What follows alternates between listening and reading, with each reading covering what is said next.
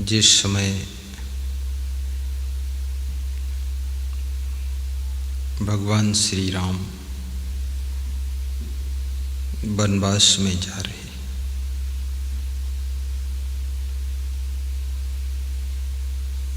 वनवास एक कठिन वास है, संघर्ष का वास है, साहस का वास है।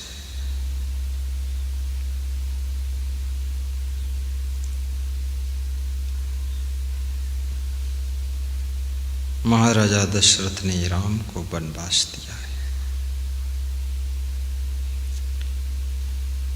पिता की आज्ञा का पालन करने के लिए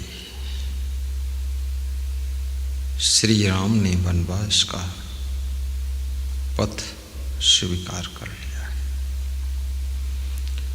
सोचिए, उस युग में पिता का कितना महत्व होता होगा। आज के नवयुवक बेटे और बेटियों को विचार करना चाहिए कि अपने से बड़ों की आज्ञा का कितना मूल्य है।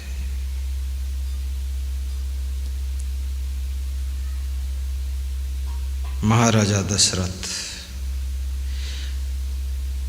का मन राम को वनवास भेजने का नहीं है,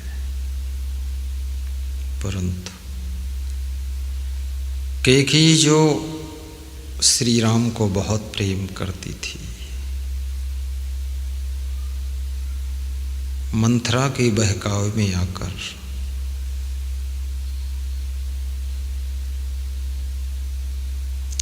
राम को वन, भरत को राज्य,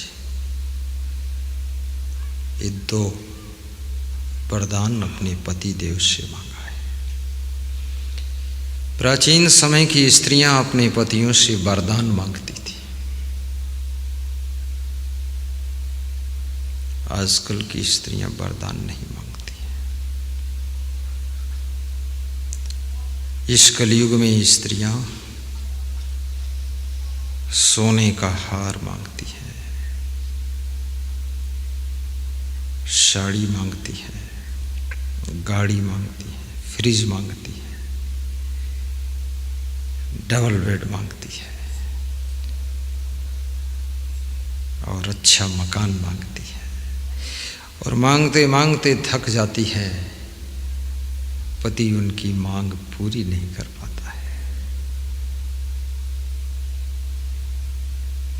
जरूरत की चीज मांगती है। किसी को बन जाने की जिद नहीं है, लेकिन अपना घर बन जाने की जिद है कि घर बन जाए। कोई बन जाए या न जाए, लेकिन अपना घर बन जाए, ऐसी मांग करती है। समझदार स्त्रियां हैं। जो बहकावे में आ जाता है उसकी दशा कैकेयी जैसी होती है, जैसे कैकेयी को विधवा होना पड़ा था। और जो किसी को बहकाता है उसकी दुर्दशा मंथरा जैसी होती है। शत्रुघ्न जो इतना सीधा साधा भोला भाला है, उसने भी मंथरा को एक लात मारा था, चोटी के बाल पकड़कर घसीट दिया था कि तेरी ऐसी की तैसी नालायक औरत। बहकाने वालों की दुर्दशा होती है, इसलिए किसी को बहकाओ मत और किसी के बहकाने में आओ मत।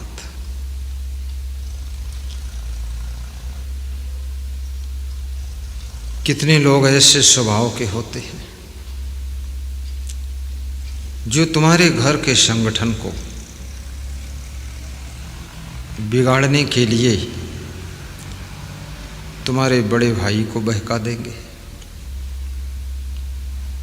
तुम्हारी देवरानी को बहका देंगे, तुम्हारे जेठ को बहका देंगे और तुम्हारे ससुर को बहका देंगे। बहू को बहका देंगे।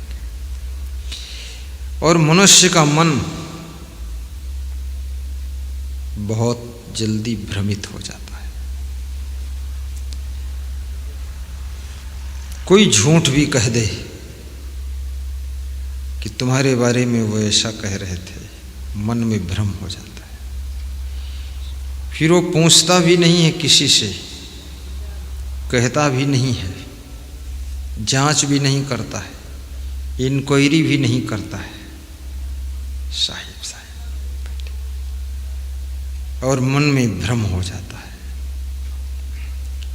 और भ्रम चाहे पति को पत्नी के प्रति हो जाए या पत्नी के मन में पति के लिए भ्रम हो जाए, भ्रम उसे कहते हैं जो झूठ होता है। भ्रम का मतलब जो चीज है नहीं लेकिन अपने को भरोसा हो गया है।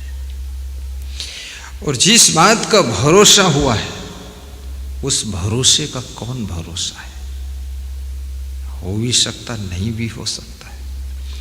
और जो नहीं हो सकता है उसके लिए इतना उलझे हुए क्यों? जरा जांच तो कर लो, पड़ताल तो कर लो, पूछताछ तो कर लो, इंक्वायरी तो कर लो, सूझबूझ से समझ तो लो। उड़ी उड़ाई बातें सुन करके गुस्सा करके मुंह फुला के बैठ गए हो।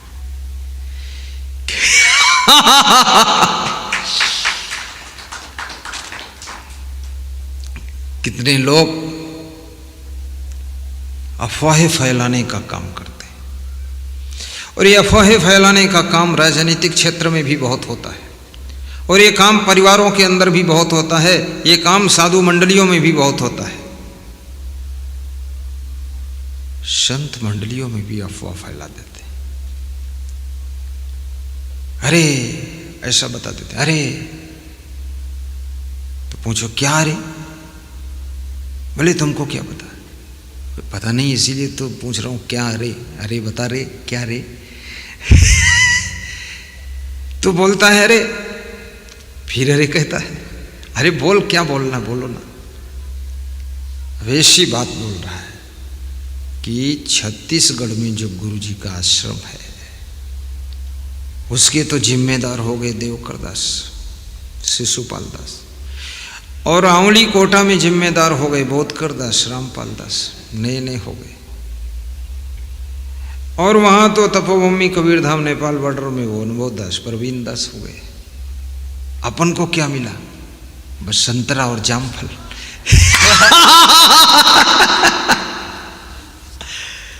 वैसा भरम डाल दिया। लोभी कभी भक्ति नहीं कर सकता है। जिसको भविष्य की चिंता है वो संन्यास नहीं ले सकता है, वो सत्यानाश कर सकता है। और भविष्य किसने देखा है? हर आदमी दांव मारता है, हाथ मारता है, पांव मारता है, पेंच चलाता है, सब सेटिंग करता है, फिर भी लोगों का वर्तमान बिगड़ जाता है, भविष्य बिगड़ जाता है। सब कुछ तुम्हारे हाथ में नहीं है। तुम चाहे जितने कलाकार बनो, भविष्य भी तुमको पता नहीं क्या होने वाला है। जय। कितने खिलाड़ियों का सारा खेल खत्म हो गया। अभी पॉलिटिकल क्षेत्र में जब CAA और 3 चीज़ों का बिल पास हुआ, बड़ा भ्रम पैदा कर दिया मुस्लिम भाइयों के अंदर। ये हो जाएगा, वो हो जाएगा, तुम लोग देश से निकाल दिए जाओगे, ऐसा होगा ऐसा। अरे मुस्लिम भाइयों को देश से कौन निकालेगा? सौभाग्य तो यह है कि वो लोग देश से हिंदुओं को न निकाल दें। वो तो बहुत साहसी होते हैं, हर चीज में ताकतवर होते हैं। देश से कौन निकालेगा? देश के लिए कोई भी शासन प्रशासन सिस्टम बनाता है, उसको पूरा समझ लो। किसी के भड़काए से फालतू भड़को मत। बहकाए में कैसे आ जाते हो?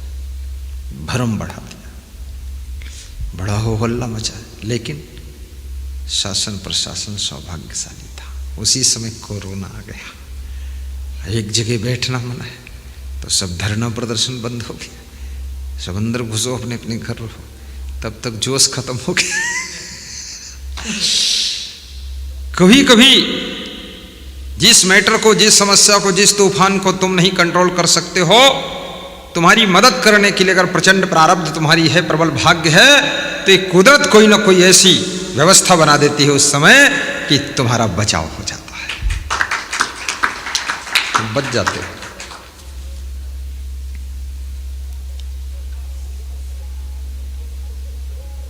चोर चोरी करने आ रहे थे आपके घर में, उसी समय घनघोर वर्षा होने लगी, ओले पड़ने लग गए, तेज आंधी तूफान आ गया, चोर भी अपने अपने को बचाने में लग गए, तुम्हारा घर चोरी से बच गया। ऐसा भी होता है। चोर चोरी करने आ रहे थे तुम्हारे घर में, तुम्हारे जानवर चुरा के ले जाना चाहते थे। इस भारत देश में जानवर भी चोरी होते, गाड़ी भी चोरी होती है, कपड़े भी चोरी होते, गोबर भी चोरी होता, घास भूसा भी चोरी होता, यहाँ तो पुराने चप्पल जूते भी चोरी होते हैं। ऐसा भारत देश महान है जहाँ जगह जगह चुट्टों का स्थान है। बहुत चुराते हैं लोग, इसलिए कितने लोग सत्संग में जब आते हैं बहुत पुराने जूते चप्पल पहन कर आते हैं, पीछे छोड़ देते हैं, टेंशन खत्म। जो अच्छे पहन कर आता है 1000 के जूते, 10,000 के जूते, 10 बार मुड़ मुड़ के देख लेता है कि जूते हैं कि चले गए, कोई ले गया। सत्संग ही हाथ लगेगा, 2,500 का जूता गया।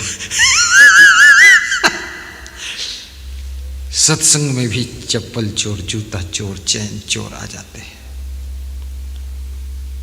क्योंकि इस भीड़ में कौन पहचानेगा कौन सत्संगी है, कौन कुसंगी है, कौन क्या है। बहुत बड़ी बात है।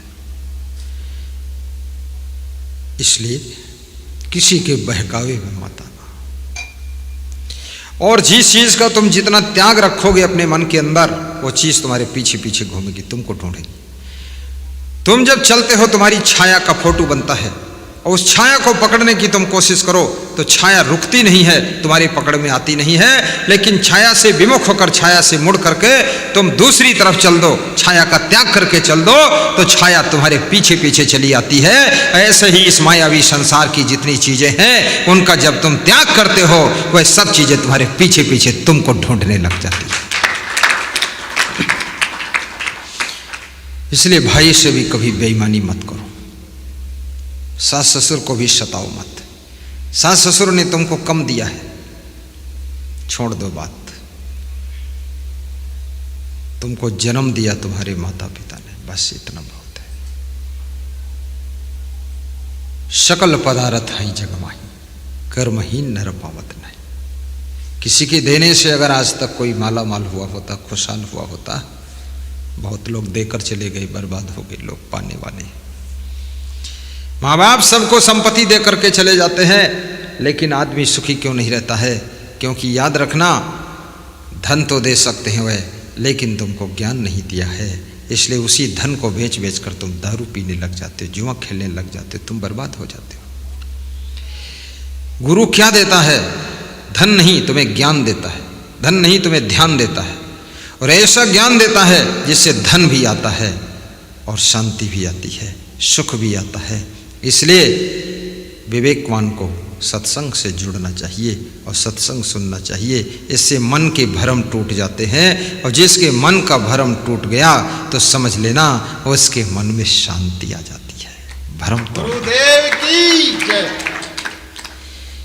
भरम बढ़ाती हूँ लोक में, भरम बढ़ा सब ठाऊं। कहीं कबीर कस बाची हो, तुम बसो भरम के गांव। भरम है।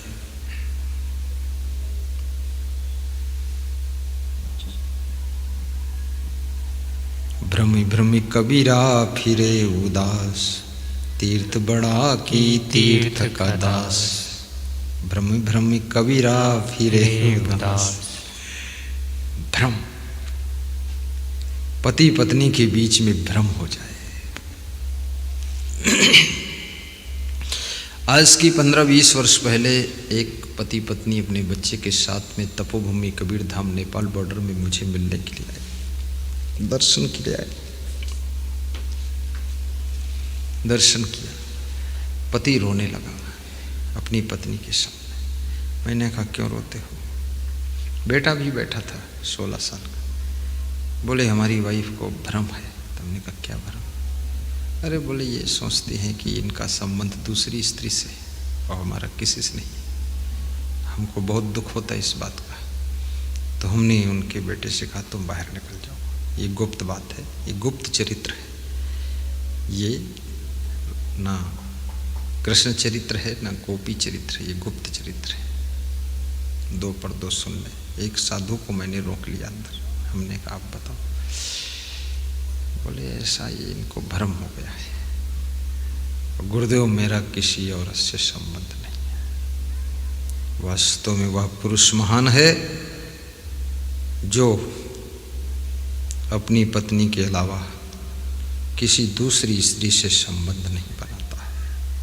वह नारी भी नारायणी है जो अपने पति देव के अलावा किसी से रिश्ता संबंध नहीं जोड़ती है। याद रखना, नारी में नारायणी का रूप छुपा होता है, नर में नारायण का रूप छुपा होता है। लेकिन जब तुम गृहस्थाश्रम में नियम और व्रत का पालन करते हो, कर्तव्य और धर्म का पालन करते हो, तो नर में नारायण, नारी में नारायणी का दर्शन होने लग जाता है। किसी दूसरी स्त्री से भी संबंध मत करो, न दूसरे पुरुष से संबंध मत करो, इससे कोई सुख नहीं मिलने वाला है। वेश्याओं में भी मत फंसो, किसी भोग विलास के आकर्षण में मत फंसो। क्या मिलेगा वहां तुमको? किसको मिला है आज तक? किसको मिला है? किसी को नहीं मिला है और मिलने वाला भी नहीं है।